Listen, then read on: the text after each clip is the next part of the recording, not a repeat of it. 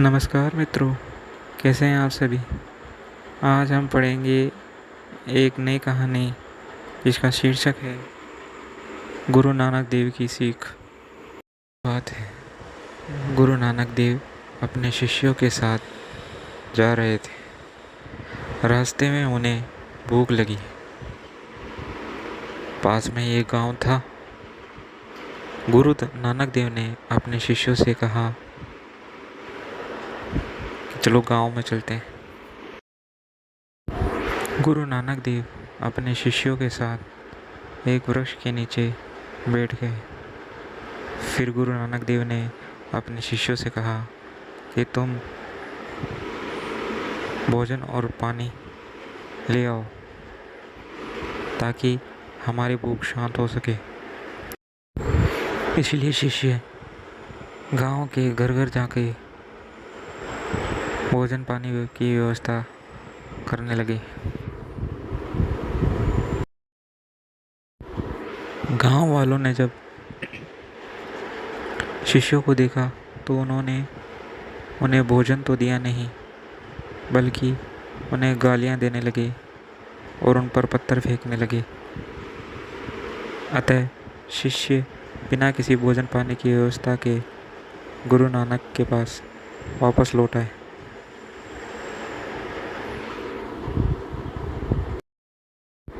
शिष्यों ने गुरु नानक देव को सारी घटना विस्तार से बताई।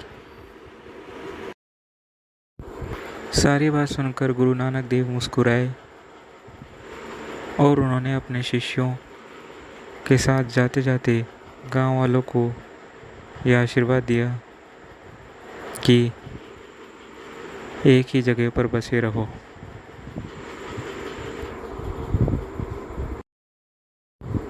इसके बाद गुरु नानक देव अपने शिष्यों को साथ लेकर दूसरे गांव में गए। गुरु नानक देव ने अपने शिष्यों से कहा, कुछ खाने के लिए ले आओ। इस बार जब शिष्य खाना लेने के लिए गए तो दूसरे गांव वालों ने उनका बहुत आदर सत्कार किया, उन्हें बहुत मान सम्मान दिया।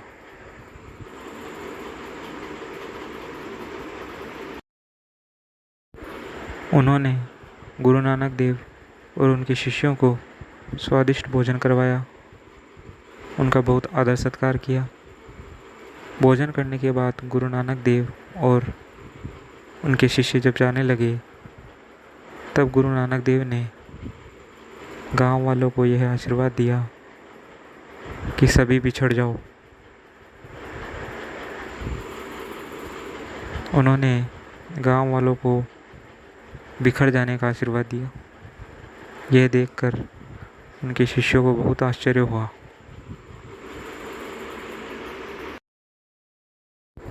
इस बात से गुरु नानक देव के शिष्यों को बहुत आश्चर्य हुआ। उनमें से एक शिष्य से रहा नहीं गया।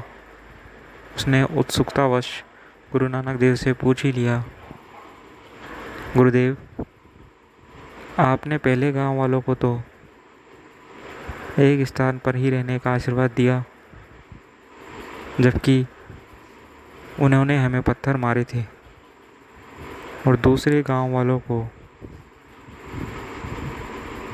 बिखर जाने का आशीर्वाद दिया, जबकि उन्होंने हमारा बहुत आदर सत्कार किया और हमें स्वादिष्ट भोजन कराया।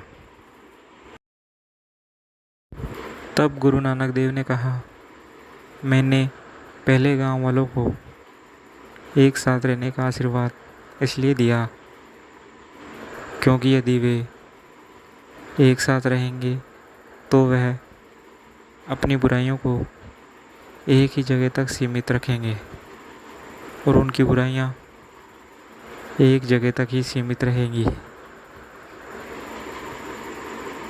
इससे उनकी बुराइयों का प्रसार नहीं होगा।